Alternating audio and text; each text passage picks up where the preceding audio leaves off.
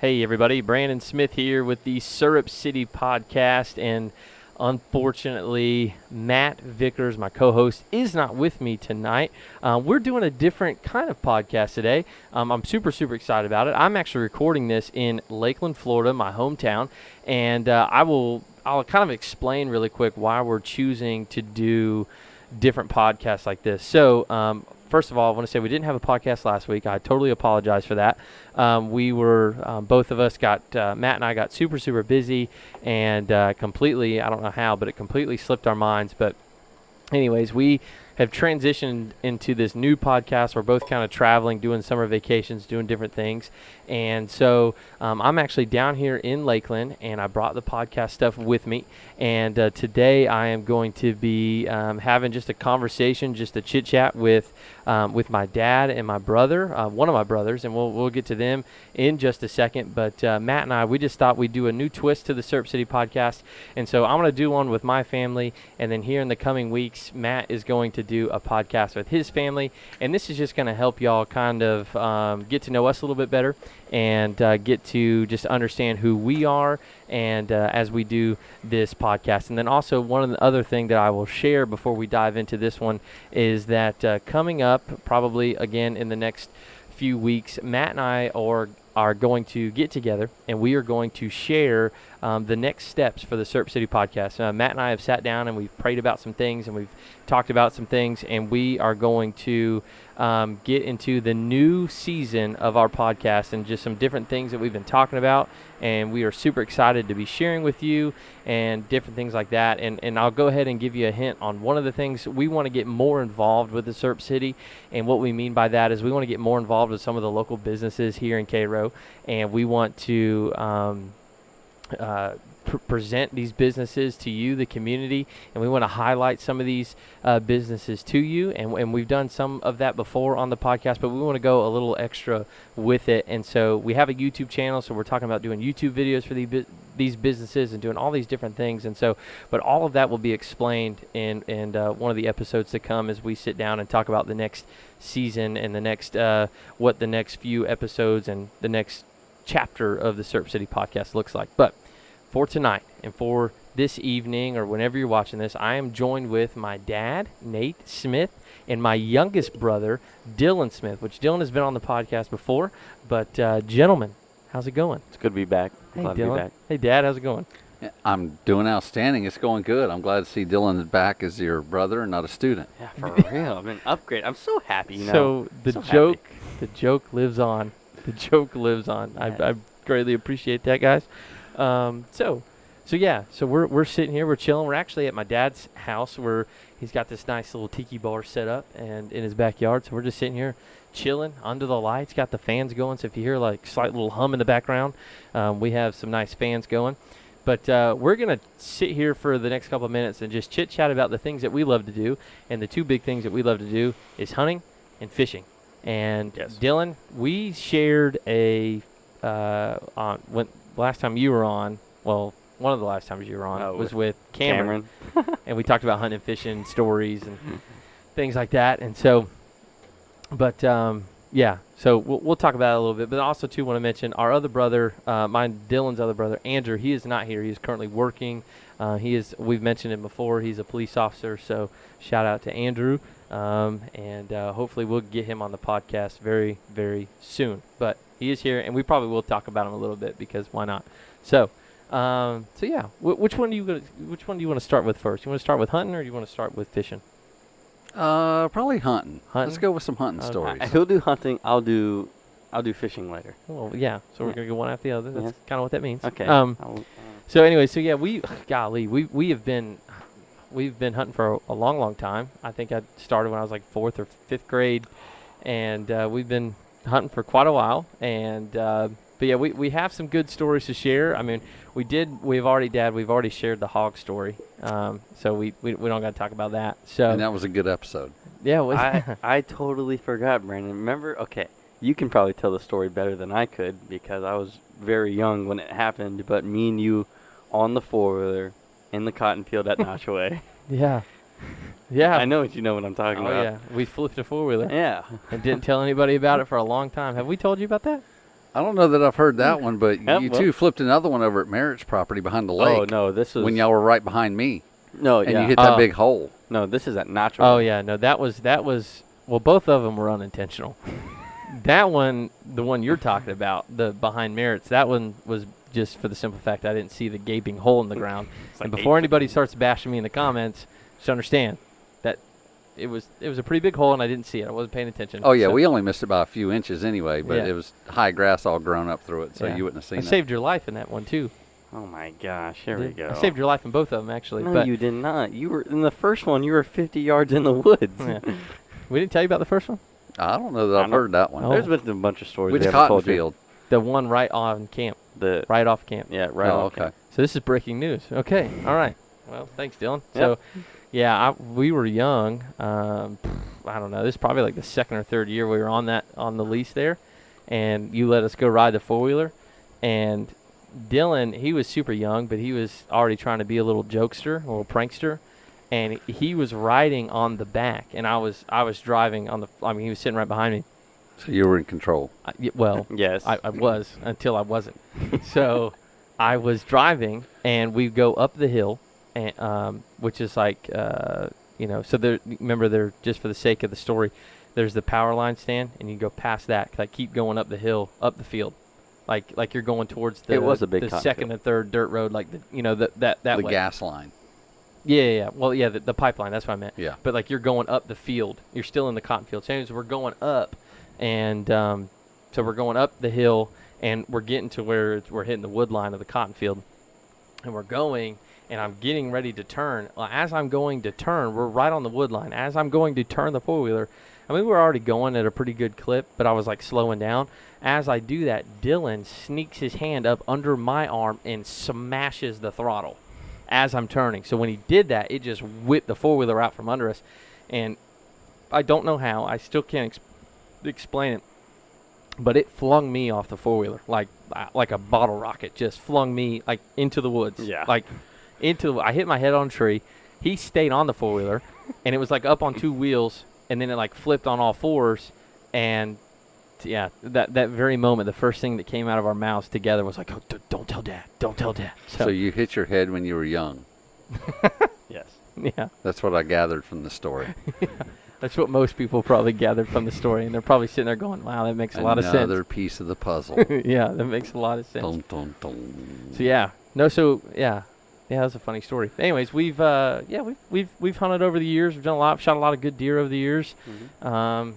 Had a lot of funny stories over the years. But I don't know. I guess my question that will kind of get the conversation rolling. What's the one? Dad, I'll ask you first. What's the one hunting story that I guess sticks out to you the most? Well, one of the funniest hunting things was I'd taken you boys on hunting trips your senior years in school, Yeah. and you went to Alabama. Andrew and I went to Kentucky. Oh, Dylan and I did the gator hunting, Nokechobe. and the gator hunting, that was a lot of fun. But one of the craziest things was Andrew and I's trip to Kentucky. Yeah. We get there, and I mean, this thing's booked online and all that, and we drive up there, and the guy meets us, and beautiful lodge, and everything's all set up. And we're looking around, and I'm like, what time's the other people getting here? He goes, oh, y'all are the only ones that booked this weekend. He goes, there's a Jeep right there with the keys in it. It was a Jeep Cherokee. And he drove us around at about 40 miles an hour, and Andrew will tell you, he drove us around about 40 miles an hour that afternoon. And this is a 5,000-acre piece of property. Oh, jeez. And he drives us around showing us a couple different places. I was like, all right, that's cool. And he goes, y'all want to go out hunting this evening? You're more than welcome to. I'm like, okay. Where are we going? He leaves. We didn't see him again for 3 days. Oh, it was me and Andrew. What a guide. Oh, yeah. It was. I literally had to run into town and cook our own food, bring it back to the lodge. It was just me and Andrew at this cabin together, which is kind of cool. But I called him up one day, and I'm like, hey, these feeders, I've seen at a couple of these stands. Of course, I'm trying to find some of these places in the dark. And I'm like, hey, these feeders are empty. He goes, well, if you go down the road, Mr. Jones's place is right here. He's got corn silos. Just go in there and tell him I told you can get some. And I'm like, yeah, this is sketchy. It's like a self-serve At best. hunting adventure. Yeah, and then so the Jeep Cherokee runs out of fuel. So then they had a 1992 Chevy pickup. And so we just grabbed the keys to it and drove around. We only seen the guy one time. So you're saying you're not advertising for anybody else to go hunt this place? Beautiful piece of property, but I would probably poach it if I went back. I'd just jump the fence. You're on your own. Yeah. So that's funny. Yeah, I remember y'all went on that trip. But all right, Dylan, greatest hunting story that sticks out to you the most that you remember, or funniest, or just greatest all around? Well, I will say I remember one time. It actually wasn't too funny, but in that situation. But looking back at it now, it's kind of hilarious. Oh boy. It was actually when me and you were hunting down at the lake property in the low box where you shot your 10-point at. Yes. And By the way, never mind. Go ahead. no, say it. It's not the biggest one on the wall. No, I was just gonna say, I know where that 30. I want that 30-06 that I shot it with. That's all I was gonna say. That's for another conversation. Moocher. Jeez. Anyways, sorry. Go Okay. ahead. But me and you were sitting at that box stand, and so it's the field and then the wood line and then that dirt road that splits it on the right side. Yep. And that dirt road took it all the way down to those people's houses down there. Remember that? Yes. So one night we were sitting and waiting for deer, and there's about 45 minutes left of daylight left before dark came. And 2 does stepped out over that little hill on that dirt road. And we put our guns up to shoot both does. And the whole time you said, Dylan, you get the right one and I'll get the left one. I was aimed at the right one. I don't know why I don't remember this. And go ahead. you were aimed at the right one also. And the whole time we were arguing which one to shoot. It took us the whole time of daylight to argue, and we end up didn't shooting those deer. I don't remember that. Do you remember that? I just heard about the four-wheeler story, so I didn't hear about that one either. I don't remember that. This is all new to me. The whole time we were arguing, we didn't even shoot the deer. I don't remember that at all. I mean, I'm not saying that it's not true. I'm just saying I don't remember. That's weird. I don't remember that. The only other funny hunting story is Dad knows it. I say it's funny now that one 8-point buck on the island stand that I could never shoot. Oh, my goodness, yes. We hunted that thing for weeks after week after week. Could never shoot that deer.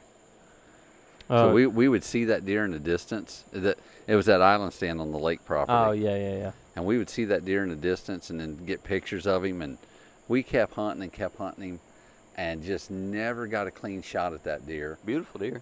And one morning we're sitting there, it was Dylan and I heard a stick break behind us. And I did the complete rookie move that I completely turned around to look to see what it was. Real fast. Oh, he was like 10 yards behind us. He blew and took off, and that was the last time we seen him. Oh, jeez. Jeez. He was coming out, so. Yeah. No, I'm sitting here and I think about, I don't know if I shared this story or not. I can't remember if I shared it on a previous podcast or not, but probably one of the funniest but one of the coolest hunts ever, and it wasn't even a big deer, but it was just the fact that it was just 6 point. me and him. Yeah, Andrew. So it was I knew you were going there. super cold. We're hunting on the lake property. Funny. Oh, All these yeah. stories are on the lake property. Trying to press the record. Yeah, okay. So it's like, I don't know, it's one of those rare moments where Georgia gets like in the teens cold, and it was one of those mornings. It was super cold, and Andrew and I were into like, because we watch it all on TV of like guys filming their hunts and whatever, and so we're like, oh, we're going to film this hunt. There's always deer that come to this stand. We're going to shoot a deer, whatever. And so the sun's just now coming up, and like in all of its glory, like it was weird. It looked like a movie, but the sun was coming up over the hill, and like just in front of the sunlight was this buck. I mean, it was not big by any means. He was like just a dinky little 6 or 7 point. I mean, he was okay, but anyways, so I'm like, I'm hunting. Andrew's like, you're shooting, I'm filming. I'm like, got it. And so I get my gun ready. And I'm like, Andrew, turn the camera on. And all of a sudden, I hear him, like, fumbling with the camera. And I feel bad telling this story because he's not here to defend himself. But I know what he would say. So he was like, "You should have no idea how cold it was." I know how cold it was because I was there. But he's like trying to turn the camera on, but his fingers were numb and he couldn't do it. And all of a sudden, that 6-point takes off, and he goes running across the food plot. And I'm like yelling at Andrew now at this point. I'm like, "You gotta turn the camera on." He's like, "I can't get it. I can't." I don't know. I forgot how old he was. Well, all of a sudden, like I yelled. I was like, "Hey!" And that deer just came to a dead stop. And I asked Andrew one more time. I said, "Are you on?" And he goes, "No." And so I just shot him. It was boom. And still to this day, coolest shot ever on a deer. I hit that deer. He got stiff as a board and just fell straight back. And Andrew and I celebrated, high-fived, and then we both like paused and realized like we didn't get any of that on film. Like that was all for a waste. And then you could tell how young and dumb we were because we got down and we started filming. And I was like, "Hey, man, hey, everybody, I just shot this deer, and we're going to blood trail it, and we're going to see what," like, it dropped right in his tracks. And You it's can like, see it in the background, yeah, probably. the entire time Andrew's filming, you could see it in the background. It's just laying in the background. I'm like, "Yeah, we're just going to blood trail this thing." And I get like halfway walking there. I'm like, "Oh, look, he's right there." I'm like, anyways, stupid.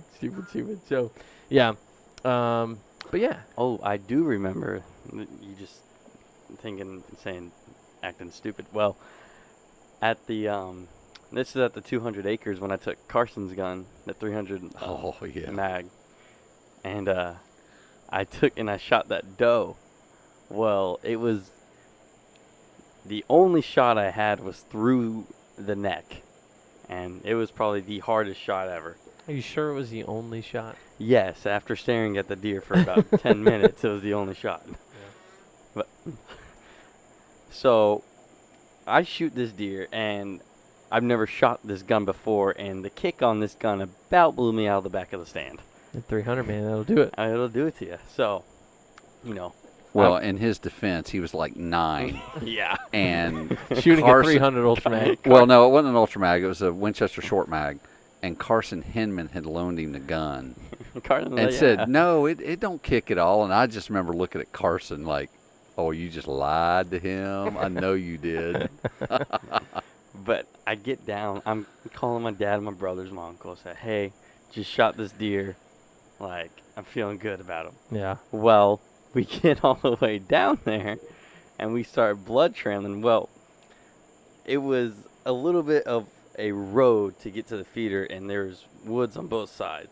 Is this one you shot like straight ahead, like it was facing you? Oh, yeah. I remember this. Yeah. I wouldn't go into detail No, I'm of not the going into tracking detail. experience, but No, the only tracking experience is when we found blood and then went to the right of the woods. But I don't know who found. I think it was you or Andrew that found it, but at the same spot at the beginning where I shot him, and there was blood going to the left of the woods. That was me that found the blood going to the left because it was on the tire of the truck after we drove through it. oh yeah, So we split up, and we're following the trail, and we get about 20, 25 yards into the woods, and we start to notice a heavy blood trail, and we look up, and we see eyes looking right back at us. oh yeah, it wasn't quite on the way out yet, but we, try to do it as I don't know, humanely is the word, but try to do it as sportsmanship or as a good of a sportsmanship as possible. But sometimes they don't always work out that way.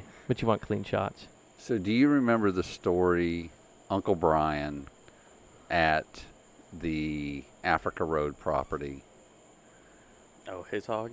No, not the hog story. The We have the same stand. We have another hog story. I forgot about that. The same stand, but he shot that buck there off that food plot. And that was back when I had that little Chevy Colorado. I don't remember that. So Uncle Brian shoots, and he tells me, he goes, "Yeah, I just shot a nice buck back here." I was like, "Okay." So I wait till dark and pull back there, and there is it's blood everywhere. I'm like, "Well, that thing couldn't go far." He goes, "Oh no, he crashed." He goes, "I heard him crash." So we shine the lights of the truck in the woods. I remember this. Oh, And we start walking through. I do remember that. And we are finding all kinds of stuff from this deer. Yes. 200 yards later, we still hadn't found this deer. We're still blood trailing. There is trees that are falling that are 5 feet off the ground that have blood on top of them because this deer is jumping over them. And we are like, what in the world? We finally find the deer. It's dead. And Brian goes, do you have any idea where we're at? I'm like, well, I kind of sort of think I know where we're at. I said, I think if we walk this way, which we came out to the road. Now, mind you, the front gate of Africa Road, that property, was 3 miles off the hard road. Yes, I do remember that. Which was probably 3 miles off of Highway 82. Yeah. So now you're 6 miles in. And from that front gate of that property to that stand was 1.1 miles. Yeah. By the four-wheeler. So we're a couple miles into this. Already. Yeah. So we finally find our way back to the truck. And I'm like, oh, dude, them lights timed out on that truck. I said, that's why they didn't stay on. It is now 10:30 at night. So I get back in the truck, click, click, click, click, click, click. Oh, the battery's dead. Yes. Rick Hinman came to our rescue. I called him at 10:45 at night, and he came to our rescue, and he picked the deer up and jump-started the truck, and away we went. But Nice. we trailed that deer. I don't know how that deer kept running, but we trailed that deer for 350 yards. Yeah, so speaking of trailing deer, if by God's grace they ever hear this, but Carson and Cole Hinman, if you guys ever hear this podcast, I want you guys to come on, and you got to share the story of when they trailed that one deer. Hearing Cole tell it is probably the funniest version of that story I've ever heard. You remember when they shotgun? Oh, shotgun. But it doesn't involve any tennis shoes and turkeys jumping fences. But I think if you get them and Cameron together, that would be a hunting expedition of the ages. Yeah, Carson and Cole Hinman, man, they are legit dudes. They are awesome. But yeah, they'd have to come on and share that story. But they did have a picture to prove it, though. Yeah, that was the crazy. So that's the crazy thing. So if anybody's listening and you're like still deep into this podcast, listen to this, and you're big hunting and fishing fans, here's the deal. I've never to this day, and I'm not going to share the story because for the sake of ruining it, but I kid you not when I say this, and Dylan and Dad can attest to this, by far one of the craziest hunting stories I've ever heard. Yeah. But the fact is as soon as they finish telling the story, it's one of those stories about 30 seconds into it, you don't believe it. You're like, there's no way that all of that transpired and happened. But then at the end of the story, they show a picture, and the picture shows everything. Yeah. I'm like, wow, that really did happen. So I'd love to have them on about it. So, but yeah, all right, cool. So a lot of hunting stories. We could sit here and share stories like this all night long. And then we got into fishing too. Dylan, you just wrapped up your high school fishing career. Yep. And so that's done. And so now we can do the whole weekend warrior thing and just hit these weekend tournaments. Cameron and I just did one. Yeah, how was that? Wasn't good. Wasn't good. Seminole didn't treat you well? No, Lake Seminole is a very humbling lake. Yeah. But you leave it to the professionals. When professionals show up to the tournament, professionals are going to win the tournament. That's exactly what happened. So it was that tournament came, it went, it gone. So I'm thankful that it's past us. So I've learned more than anything about that lake. I've learned where not to fish. Oh, okay. So that I always try to take a positive out of anything, and that's the one positive I have. Is like, all right, I know about 50% of the lake where not to go. So you know where I'm not fishing right now? Why? Because the boat's not here? Yeah, because my boat's still in Georgia. Yeah. Well, it's going to stay there for a while because I got some more fishing to do. Oh, okay. So thanks. I got that other 50% of the lake to figure out. So, but yeah, we'll get into these. I'll get into more of these fishing tournaments soon. Probably my craziest fishing story, though. I don't want to say it's crazy, but I would think it was our time, me, you, and Andrew, Dylan, at Okeechobee. Oh, yeah. Just that day. That day was amazing. Not the first day, the second day. No, okay. Well, the second day, yes. Because two crazy things happened. Yeah. Is that when we went down there with Christian Kelly? Yeah. Yes. Yeah. Yeah, so I'll just, long story short, we go into Lake Okeechobee. If you ever fish Lake Okeechobee, it's big lake. Can't miss it on a map. But the Big O. Yep, the Big O. And we went there, and if you're familiar with Lake Okeechobee, it has this thing called the rim ditch that goes around it. And so Andrew and Dylan and I were on one boat, and my dad and Christian, one of Christian's sons, were on their boat. And we were kind of doing like a competition, like three on three kind of thing. And Dylan and Andrew and I, we hadn't caught a fish yet. And so we get up on the rim ditch and we're just going around, and we've never fished Lake Okeechobee. We don't know where we're going. I mean, I'm sure there was really good spots that we had missed the entire time. Oh, yeah. So we find this little cut right off the rim ditch, and I was like, Andrew, just turn in there. So we turn in there, and then all of a sudden, when we turn the corner into this little cut, we see that the bass are literally jumping out of the water, hitting the shad. They're feeding on shad. Yeah. And so anything white that we had in the boat, we were throwing at it. I mean, we're just catching fish after fish after fish. Now, granted, they're all 2 and 3 pounders, but when you're catching, 40 within 2 hours, that's a lot of fun. And granted, Mhm. this spot we were at, there was fallen trees everywhere, so you had to be careful where you cast. Yeah, you had to be careful where you cast, but you just watch. I mean, there's this big ball of shad Yeah. in this cut, and they couldn't go nowhere because they were like kind of cornered, and the bass were just blowing them up. Anyways, so yeah, 2 crazy things happened. The first one was the fishing got so crazy that we literally had a 3.5 pounder jump in the boat. I remember that because Andrew was Andrew and I both tackled it yeah. in the boat, and never seen a grown man tackle a fish Speaking before. of tackling a fish, in this previous tournament, I don't know, Cameron wants me to tell everybody this or not, but it's hilarious. So Cameron and I were just fishing this tournament on Lake Seminole. You guys know how Cameron is. Anybody's Yeah. listening, if you know Cameron Crafts from Cairo, you know how Cameron is. Cameron's a great guy. I love Cameron to death. You better hold on tight, son. So we're fishing in this tournament, right? And it's like we get to our very first spot, first thing in the morning. He's throwing a fluke, a white super fluke, and literally third cast, he rips into a fish. He gets a fish. I'm jacked up. I'm excited. I mean, wasn't that big, like maybe 2 pounds. I haven't even told y'all this story yet. It's hilarious. So he's fighting it. He boat flips it, and we're fist pumped, like, hey, it's not big, but we're on the board, the good deal. It's going to be a good day. And so I let him kind of work the trolling motor, so we kind of flip-flopped. I went to the front of the boat while he took the fish to the back of the boat. I showed him where the culling system was. He can put one on or whatever. Yeah. So on our boat, we have that measuring tape that's engraved into the floor. So he goes to the back of the boat, and now he was like, I know it's over 12 inches, but let me just check. And I was like, that's fine, whatever.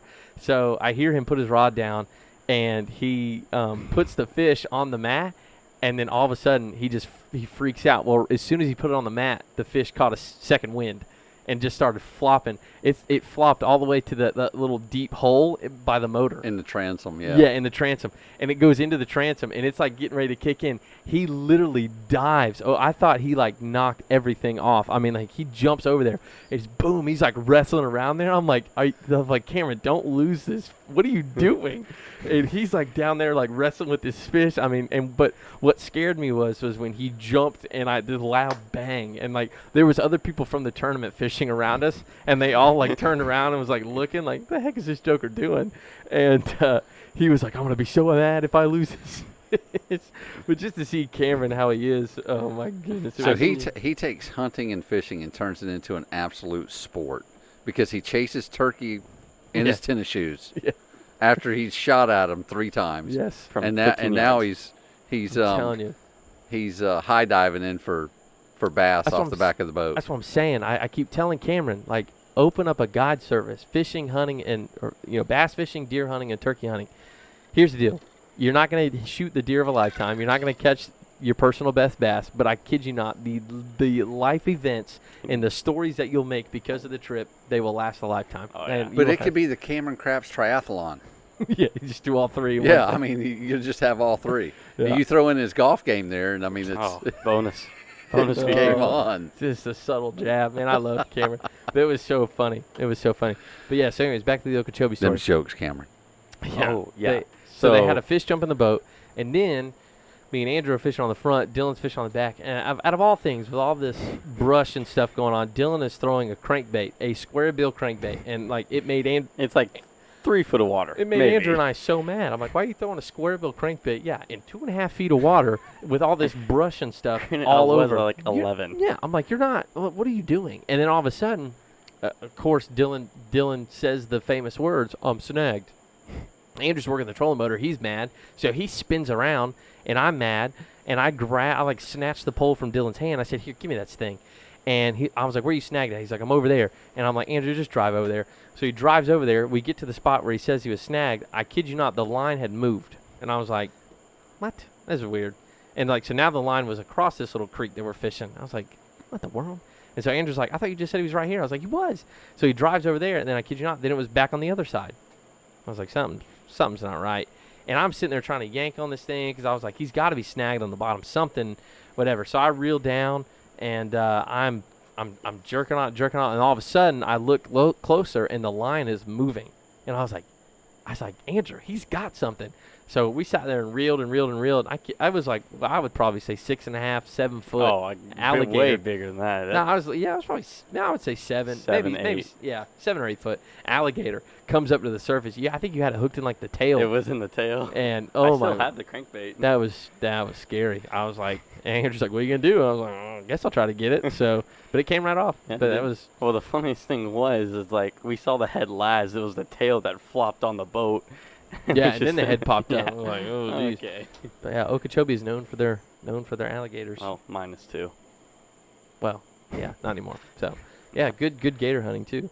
But yeah, so that's probably my greatest fishing story. I don't know if you guys have any great fishing stories or not. So we were out. Me and Grandpa were out off of West Palm Beach, in my 32 Donzi, mm-hmm.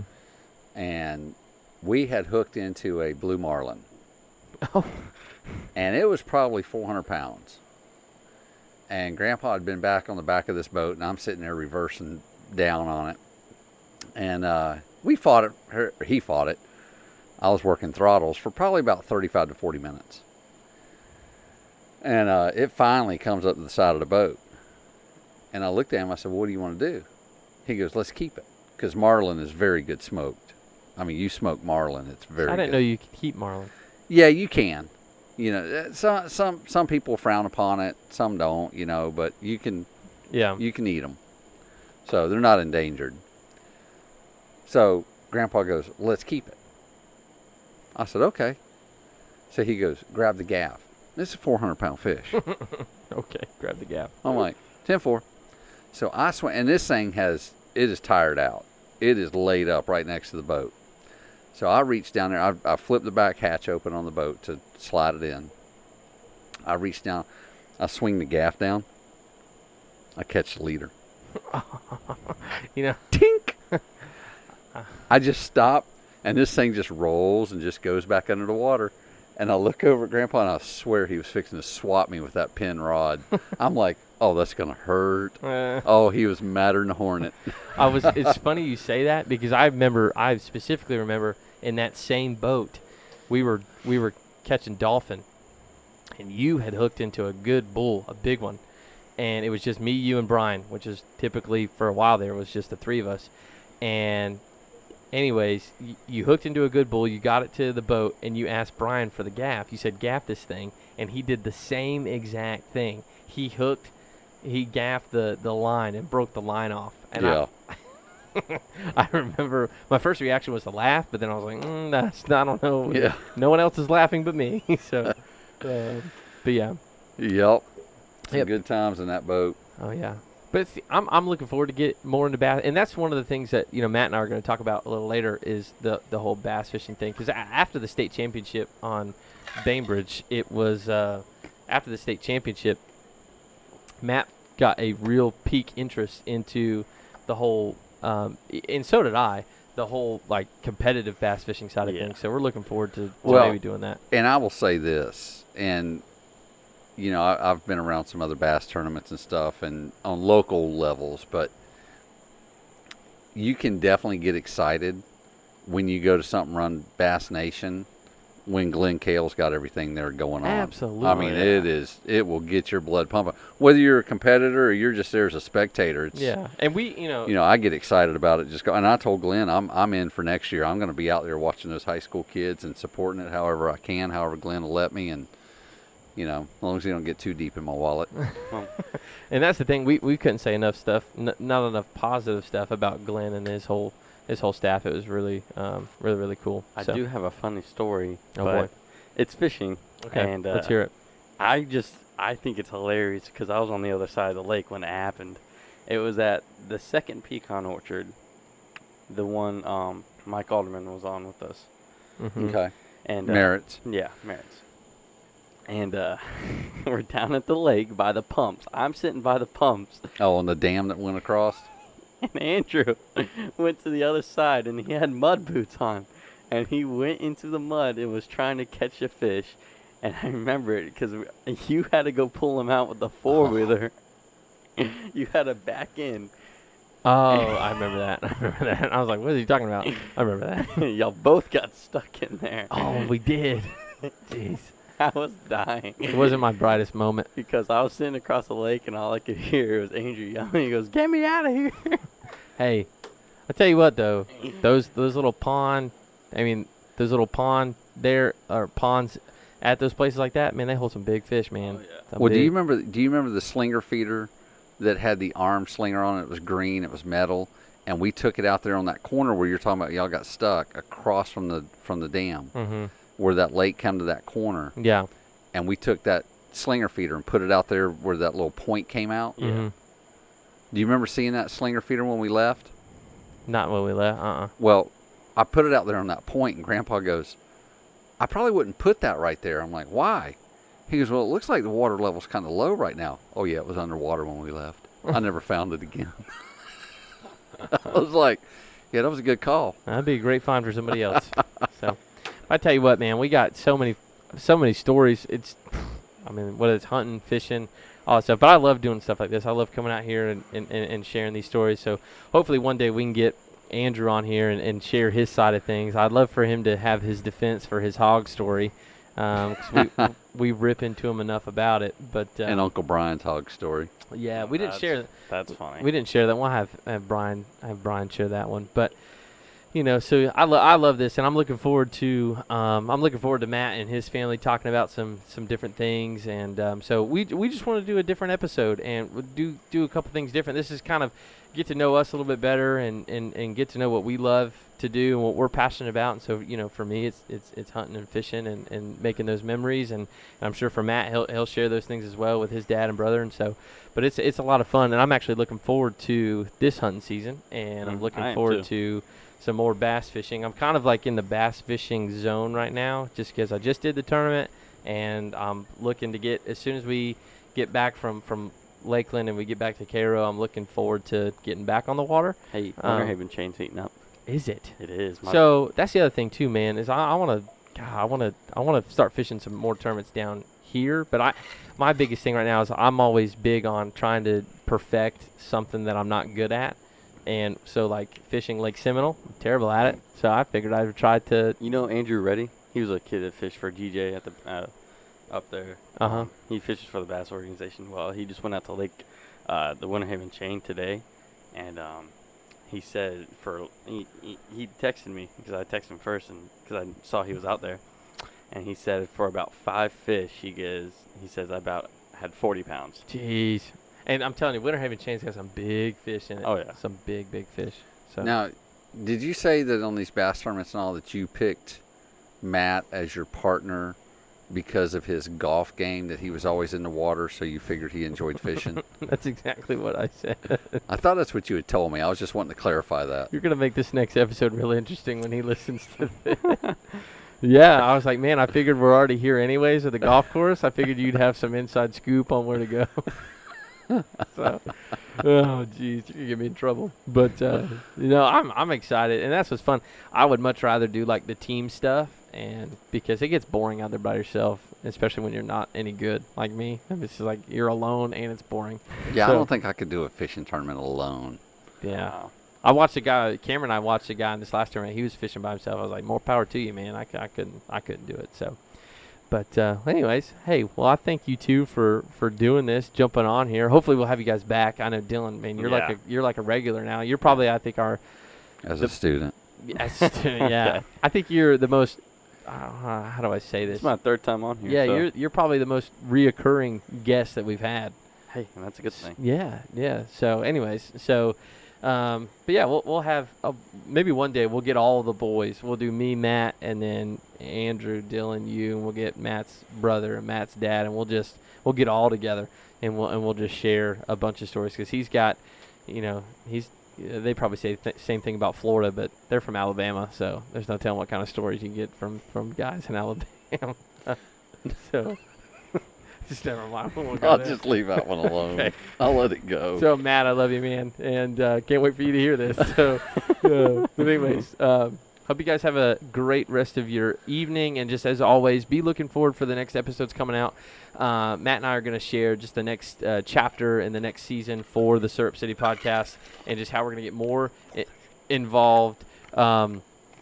More involved in the community, more involved with Cairo and the Syrup City, and doing all those things. And again, as always, 4th of July will be, this podcast came out on Friday today.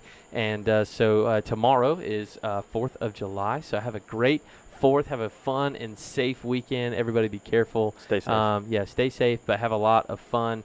And stay tuned for the next episode coming out on Friday at noon. And hopefully that'll be Matt and I's episode where we'll share the next steps and the next chapters for the Syrup City podcast. Again, Dad, Dylan, thank you guys so much for being on here. And Yes, sir. Thank you Yeah. for coming to the house. Yeah, bringing all this stuff. Oh, with yeah. Not a big deal. But anyways, all right, everybody have a great rest of your day, and we'll see you guys very soon. All right, God bless.